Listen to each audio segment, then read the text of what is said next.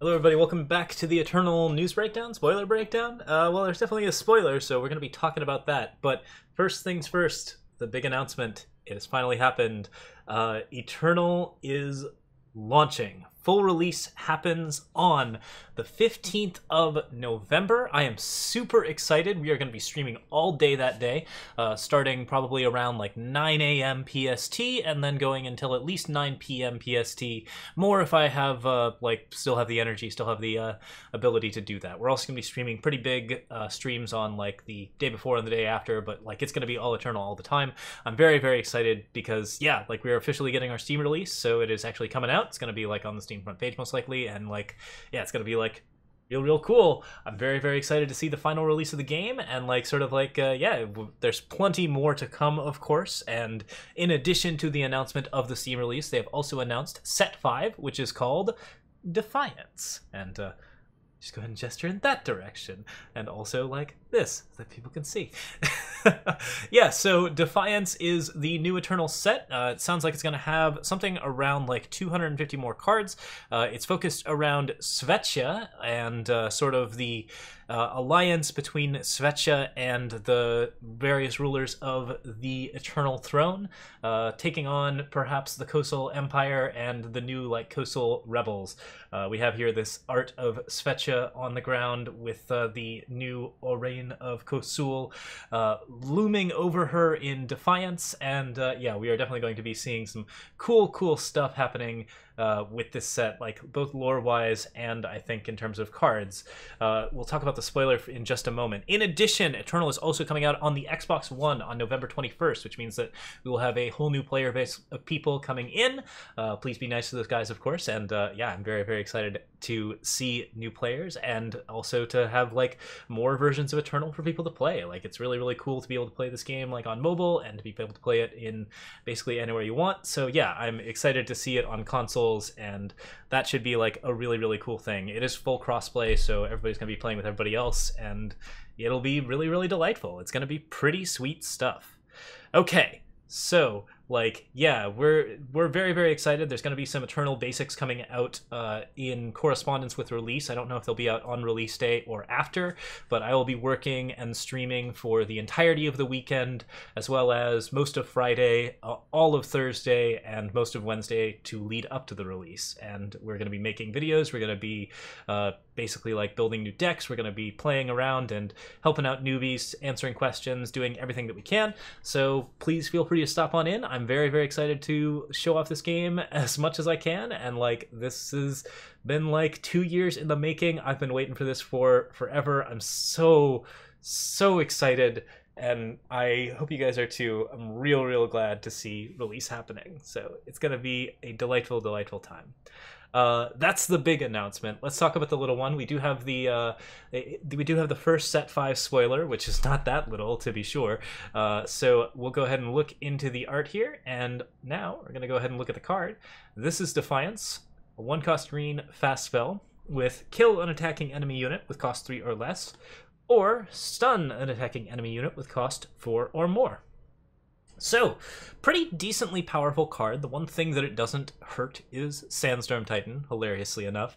Although Justice has always been pretty capable of dealing with that card with Vanquish and some other options. But overall, this card does do pretty good at helping you out against aggro in Justice decks that are not focused around like cards like Hailstorm.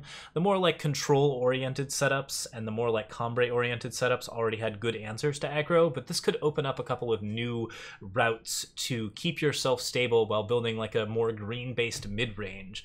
And I think that could really open up Huru in particular as a faction for a bit more competitive viability. Like Huru is always in and out of the meta. It sometimes shows up, but it never seems to stick around for long. This is one of those cards that kind of seems like it's going to belong in that faction in particular, but it's also just strong enough that you can play it as a splash green or a main green card in most decks. Like it's reasonably powerful. It picks up both the decently value stuff if you can actually get 3 or less cards with it, and it also like really hurts some cards that cost like quite a bit.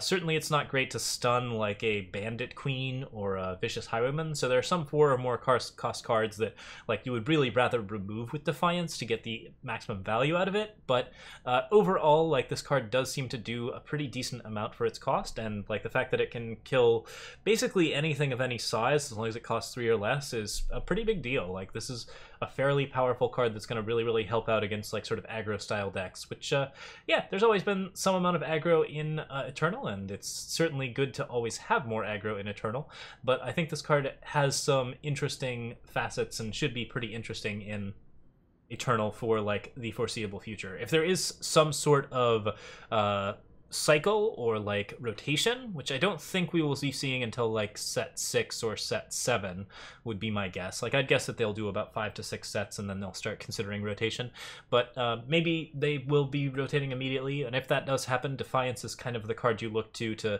help out against aggro when cards like Torch are starting to rotate out and some of the smaller stuff is starting to rotate out. Like those value cards, this is a card that very much functions in the same vein as Torch, but can also like give you a little bit of a benefit against some of the slower cards as well. And that's pretty cool stuff. Like this is decently powerful. It does have its limitations, like big endurance units are still very nasty. This doesn't do anything against Tavrod, it doesn't do anything against Sandstorm Titan, so if your opponent is playing like a deck that just kind of like transitions into big mid-range threats, like Defiance ends up being a dead card more often than you would expect. I don't think it's actually insanely powerful. I think it is just a good counter aggro card that's a good thing to cycle into the meta in times when you are having issues. So it's similar to cards like, say, Vara's Choice, or like any sort of like small removal card like Banish or Vara's Choice, or like Lightning Strike.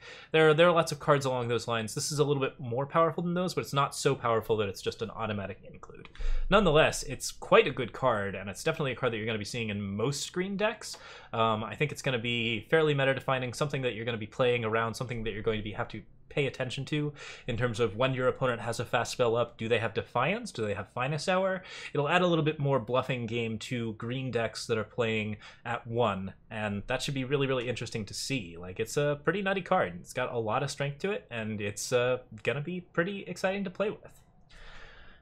Yeah, so the day is finally here. We will be releasing as much content as we can in the next couple of weeks. Definitely going to be like throwing things out as fast as possible and with as much work as possible. It's going to be all Eternal for the next month or so, just because like full release is something that I want to support. I really support this game. I think this game is amazing. I think it's the best strategy card game out there, and it's really earned that title over the last 4 sets. Like, it is absolutely doing its job in finding that cool, like, amazing niche between like the complexity and depth of Magic the Gathering and the speed and sort of fun to play aspect of Hearthstone.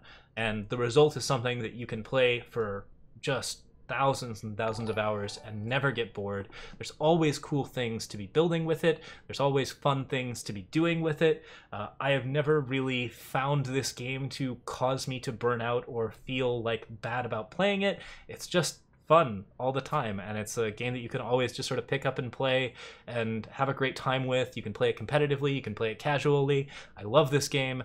I'm so excited to see new people coming into this game, and I hope that all of the people who are coming into this game have a really fun time. So that's it. That's it for the announcement, but thank you guys so much for watching. As always, to the YouTube folks, feel free to like or subscribe, but regardless, I hope you all enjoy Eternal as it goes into full release, and have a really good day and really good games. Cheers to you all.